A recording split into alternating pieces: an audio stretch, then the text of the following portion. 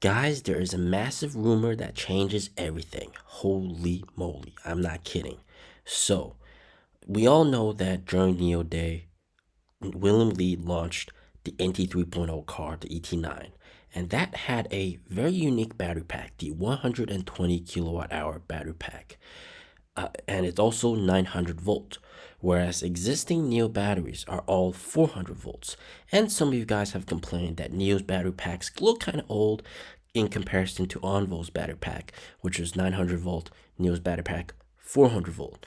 Clearly outdated. So, what Neo's doing is that on the NT 3.0 cars, the 900 volt batteries will apparently be not compatible with existing Neos, meaning that existing Neos cannot swap onto the NT 3.0 batteries, and NT 3.0 cars cannot swap onto the existing batteries, meaning that the battery pack you just saw, Neo's old battery pack, that is ancient. That is going to be phased out, and Neo has to essentially, right? Neo has all these swap stations out there, but with the launch of NT 3.0 cars, you have all these swap stations, but NT 3.0 cars cannot swap those batteries that are in those stations unless Neo adds these NT 3.0 compatible 900 volt batteries into them. So that just means that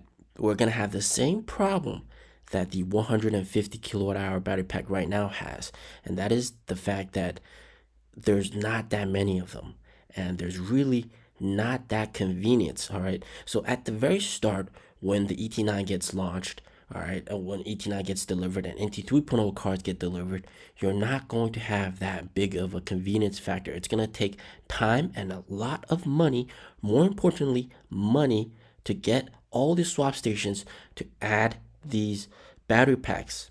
That means in 2025, all right, when you have NT 3.0 cars on the road, for example, the ET9 or other cars like that, or whatever NT 3.0 car Neo launches with, you could have a situation where you're running out of charge, and on the map you see a battery swap station, a Neo battery swap station ahead, and you're pretty happy to go there for a battery swap.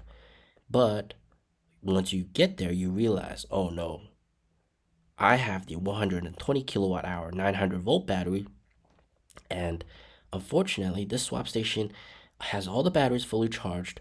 It has a few 75 kilowatt hour standard range 400 volt NT 1.0 and NT 2.0 first gen batteries, and then the 100 kilowatt hour long range first gen batteries. And then you have Onvo batteries, right? Onvo, you got the 60 kilowatt hour Onvo battery, and then you got the 80 kilowatt hour Onvo battery. So the swap station has a lot of batteries, they're fully charged, but it doesn't have my battery. It doesn't have my battery configuration. It doesn't have the NT 3.0 battery configuration. And that's the same situation with the 150 kilowatt hour battery pack right now. There just aren't that many of these batteries in the swap station, and it removes away the convenience factor. You get the extended range, which is absolutely beautiful. All right, if you're going into the mountains or somewhere far like the desert, remote, not that many charging places, definitely go with the 150 kilowatt hour battery pack. But if you think that you're going to get from A to B faster because you have the 150 kilowatt hour battery pack, then you are mistaken. All right, because with the other battery packs, there are more of them at swap stations. So with the 150, when you're driving, when you're halfway to your destination, you got to go charge. And charging the 150 kilowatt hour battery pack takes a whole lot of time. All right. So you have this situation where, with NT 3.0 cars, when it launches, because it's not compatible, and swap stations, if it doesn't have these battery packs, then you're really taking away the convenience factor. Yes, Neo has finally added the super fast charging, all right, to Neos. That's fantastic. But because of the fact that there are so many first gen Neos and second gen Neos on the road, every swap station will have to have those battery packs. And then you also have Onvo, so you have to also have Onvo battery packs in these swap stations as well. So you're going to have a situation where there just aren't that many available battery in your configuration.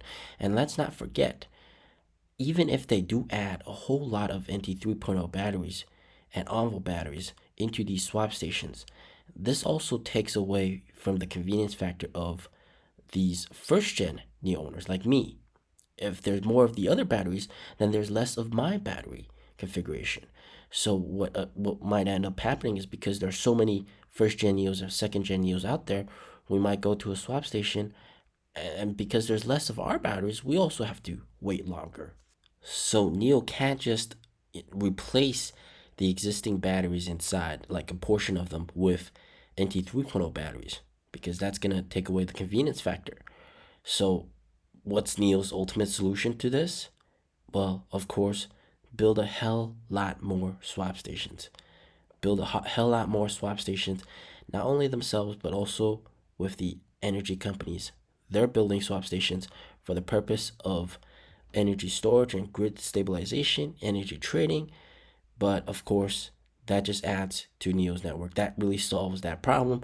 If you have two swap stations next to each other, one of them is compatible with Envo and first gen NIOs, the other one is compatible with NT 3.0 cars and maybe some other batteries, then that really solves the whole problem. But that just means massive cash expenditure. At the same time, don't forget that with the the Firefly sub brand, that also needs its own dedicated swap station, because of the fact that the car is much smaller and it's not going to fit on the platform. It's going to fall into the platform if the bay opens from below, and because the car is so small, it's not going to be able to stand there. So that also means a lot of infrastructure deployment going forward. But luckily, this is going to be the ultimate moat. Once they have all these thousands, 100,000 swap stations, which is what NIO CEO has said. If you have 100,000 swap stations, that's not going to be a problem. This issue that I'm talking about, that's not going to be a problem. There's going to be swap stations everywhere. Even if you don't have that battery pack, your configuration at that swap station that you're going to, there's going to be one, maybe 2 blocks down the road. And that just solves everything. So, of course, mass infrastructure, but that also means that in the future, NIO is going to have total domination in the swap game. All right, ultimate convenience, but you need a whole lot of swap stations. For example, with Rising Auto, their swap stations get no action because there's so few of them. Nobody goes there to swap because it's just inconvenient. Who's gonna drive like an hour to go do a battery swap and then drive back an hour? Like, that's just stupid, right? So same logic here. They're going to build 100,000 swap stations according to the CEO. That's their target.